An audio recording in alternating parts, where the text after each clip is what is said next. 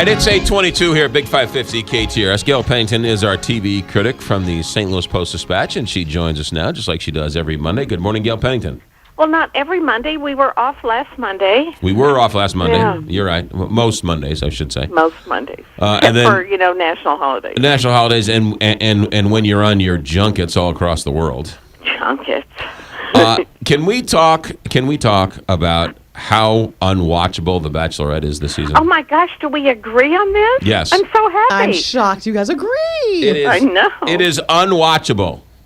It really is. What they did this year, in case not everybody's on the same page with us here, is that they picked two women to be the Bachelorette. And we usually like the Bachelorette better than the Bachelor, right? Well, it's that's you can't say that as a blanket statement. Well, but often. So they picked two women to be the Bachelorette, and then they had the men on the first night vote on which one they wanted. Yes. Well, it was almost a split. It seemed to me that many of them voted for one and many of them voted for the other one. So the one that was not chosen was sent away in tears, although I feel that she escaped by the skin of her teeth. The one that was left was faced with a room full of men that some of them hadn't wanted her. Now, but has anybody made mention of the fact that they did this before with women picking two men years ago with Byron? I don't remember that. Is that so? That was Byron the Fisherman. Remember Byron the Fisherman? That night, that was Charisse's year. That the women had to pick from two guys, and they picked Byron the Fisherman. No, I don't think anyone but you remembers that, McGraw. Well, that's why I'm a Bachelor historian. My question is, why didn't they just have the two of them have, throughout the show, just have the two Bachelorettes together? That would have been really good. I mean, that would have been much better. Well, because then they could have traded him. So I don't like your guy, but I like that guy. Why don't you trade me for this? And now, what about even though they sent the one home, the few times I've run across it, I keep seeing her on dating some other guy. Well, did you miss the moment when that guy left and said, I want her and I'm going to go after her and get her? Oh, and they let him. Oh, and okay. He used to play. He used to play for the Cardinals in AAA ball. Really? Yeah, and he's now a singer-songwriter in Nashville. That's interesting. But they are asking us to believe that relationship is going to work. But why do we waste our time on this? None of these relationships work. That's not true. Not real. They the new do. couple just broke up. Okay. Chris and the Whitney farmer just and the broke nurse. Up. Okay, yeah, but- farmer and wife. But what about Trista's still married happily? Well, okay. There's the what? There's exception that proves the rule. There's what? There's 4 or 5 marriages from the show? Mm. They're actually batting better than regular marriages. Right. Now, are the what I really object to, what's really unbearable, is the way they picked horrible men, and now they've decided that this year's storyline, this season's storyline, is going to be that she's really easy and trashy, and they're going to make her look horrible. Yeah, which is wrong. Well, I don't. From my point of view, nobody cared about these two women. They weren't the heartbroken media darlings of some of the past ones who've now, looking for love. I honestly didn't remember them. Right. So there was no clear one from last season, so they decided to give 2 duds. No disrespect to them, but there really wasn't a love connection with them and Prince Farming to begin with. So you pick 2 girls no one cares about, and now you have one girl no one cares about.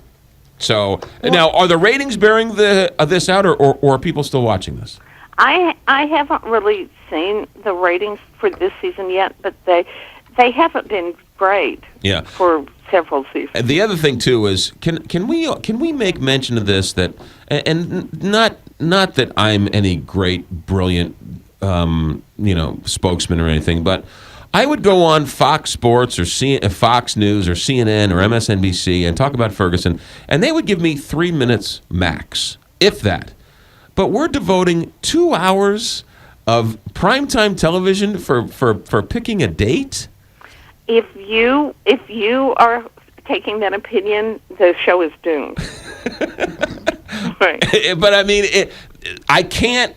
I've reached my limit of when people ask other people, "How do you feel? You've just won $1 billion. How do you feel? 25 guys are after you. How do you feel? Right? Your dog died. How do you think they feel?" Well, I have an issue also, Gail and McGraw. They need an African-American bachelorette or bachelor. You know, they keep using, and I disagree with you on using the rejects from the season before. Who wants to see those women? They need fresh faces season after season. Actually, they need to cancel the show. But so, Kelly, if there were an African-American bachelor or bachelorette, who would the field of daters I think be? it would be a whole different kind of show. Would it be all colorblind, or would it Sure. be? Yeah. Yeah, but I think it would be really interesting. Well, there have been African American guys who have been on it, and African American women who have been on it. Yeah, they keep them for 3 weeks. No, well, there was a couple that have lasted a little longer than that. You guys both need to set your DVRs tonight for a new show on Lifetime called Unreal. What is it? It is a comedy drama. It is very dark. It is very cynical.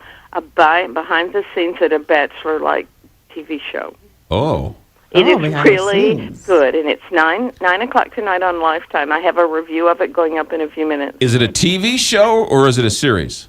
It's a series, a scripted series. A scripted series Yeah, on it stars Lifetime. Cherie Appleby and Constance Zimmer, and it's really pretty amazing. The co-creator of it is Marty Noxon, who did Buffy the Vampire Slayer. She's one of the best writers in Hollywood. All right, Unreal, 9 p.m. Unreal, on 9 o'clock Lifetime. tonight on Lifetime. And then, have you seen the Tiffany Amber Thiessen cooking show on one of those cooking channels?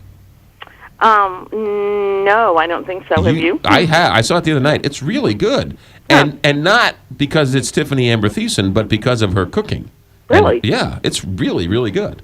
I would guess that it's probably on the cooking channel. Or the Food Network or one of those. I think it is Cooking Channel. But Unreal tonight on Lifetime. Unreal tonight on Lifetime. Check it out. Okay. Gail, sorry to take up all your time with The Bachelor. Where can we read you? Where can we see you?